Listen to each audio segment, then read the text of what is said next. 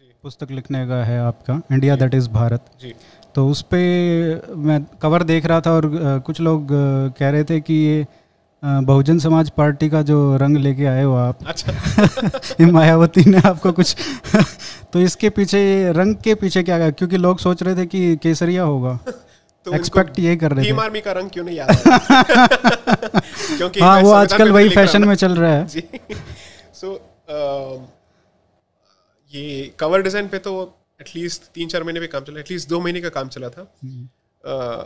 अपने कॉमन मित्र आशीष धर ने बहुत इसमें काम किया है, उनकी टीम ने भी, उत्कर्ष खन्ना और हर्षित जडवानी उनके ऑफिस से सब लोग इस पे काम कर रहे थे। अच्छा। ओरिजिनल डिजाइन कुछ अलग ही था, लेकिन काम करते करते हम इस पे आ गए थे क्योंकि एक प्रोफेशनल फील भी देना था और इस बुक का जो थीम है उसके स्पिरिट को भी कैप्चर करना था।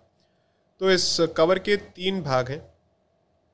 जो ऊपर का जो विजुअल है दैट्स अ बैटलफील्ड, तो ये दिखाना है कि जो संग्राम है ये अभी तक चल रहा है, it's a tussle that continuous and that is the spirit of coloniality, क्योंकि इसका मतलब ये है कि डीकॉलोनाइजेशन के बाद सब रुका नहीं है, अभी भी चल रहा है। So that's one. Second, India that is Bharat, हमने इसको सीधा उठाया है आर्टिकल 1 ऑफ द कॉन्स्टिट्यूशन से। फिर सबटाइटल जो है बुक के स्ट्रक्चर को और उसके 3 भागों को दर्शाता है, कॉलोनियलिटी, सिविलाइजेशन एंड कॉन्स्टिट्यूशन। रंग जो है, one, ink blue is suppose to be very reader friendly, एक तो ये कॉमन है। Turquoise, red and ink blue were the typical options, but I went for blue for a different reason, क्योंकि आजकल इस रंग को किसी एक स्पेसिफिक विचारधारा से जोड़ा जा रहा है, लेकिन केसरिया के अलावा हिंदू धर्म में नीले रंग का अपना एक महत्व है, एक स्थान है। अच्छा। और मैंने ये बहुत लोगों को नहीं पता है। अगर आप अमर चित्र कथा में राम और कृष्ण को नीले में क्यों दिखाते हैं, इसका एक वजह है ना, ये साबले थे, Neelkanth, exactly, that's there, right, Neelambar, whatever it is, and I had a specific incident in mind.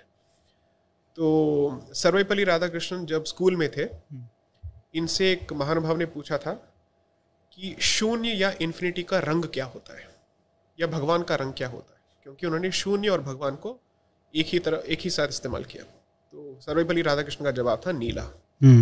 उनसे ये सवाल करने वाले थे स्वामी विवेकानंद। अच्छा। क्योंकि ये तब साउथ का टूर कर रहे थे after his speech at the, I think, Chicago parliament, around that period. So this is what I read a long time ago. I hope my memory doesn't fail me, but this is what I read.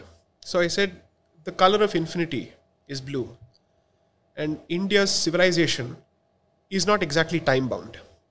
हम पे ये accusation हमेशा होता है कि history का कोई sense नहीं है, ये नहीं है, वो नहीं है. No, that's not the point. समय का हमारा जो अंडरस्टैंडिंग है वो अलग है. ओके, तो हमारा जो इतिहास है और इतिहास की जो परिभाषा है, ये कोई वेस्टर्नर कभी समझ नहीं पाएगा. Okay, so that is why I chose the color blue, and I was very attracted to it, and the overall combination was very catchy. And now अभी जो reactions आ रहे हैं कि concept अच्छा है, नाम सही चुना गया है, provocative है, और at the same time visually काफी appealing है. So the credit goes to the team, entirely to the team.